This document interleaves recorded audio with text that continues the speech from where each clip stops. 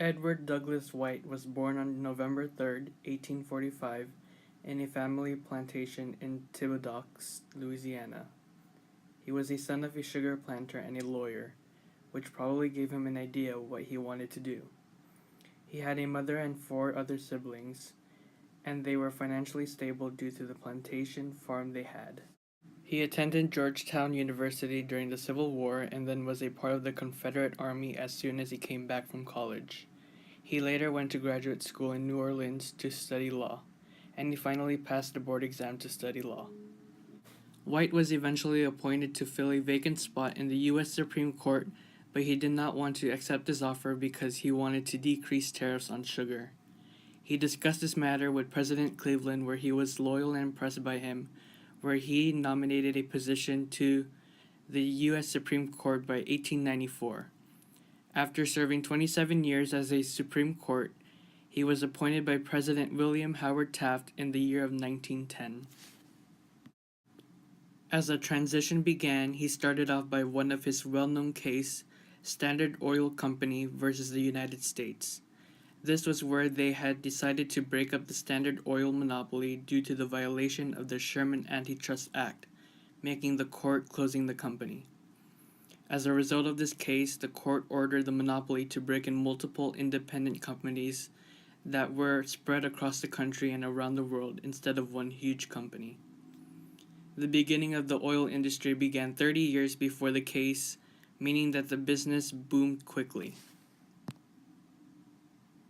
Some interesting facts about Edward D. White was that he was named the 9th Chief Justice, and soon after he died in Washington, former President Taft became the 10th Chief Justice.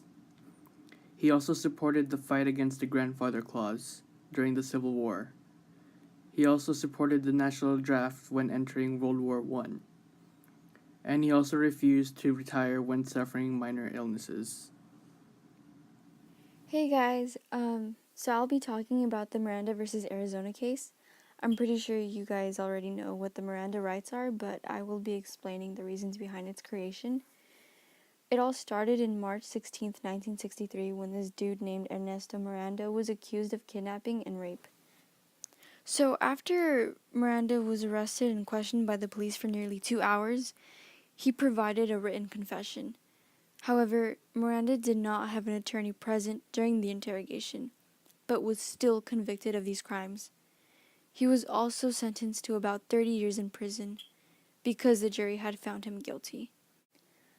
Due to the violation of the Fifth and the Sixth Amendment and the statement that declared that his confession was illegally obtained, the case was appealed eventually by the U.S. Supreme Court.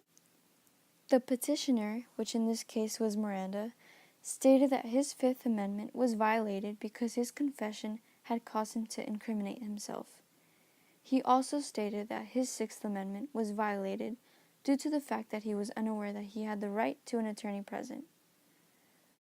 The decision was decided by the Warren Court on June 13, 1966. The Supreme Court ruled 5-4 in favor of Miranda, which reversed his conviction. The impact it had on American society can still be seen today in how the police system interacts with the citizens of this country.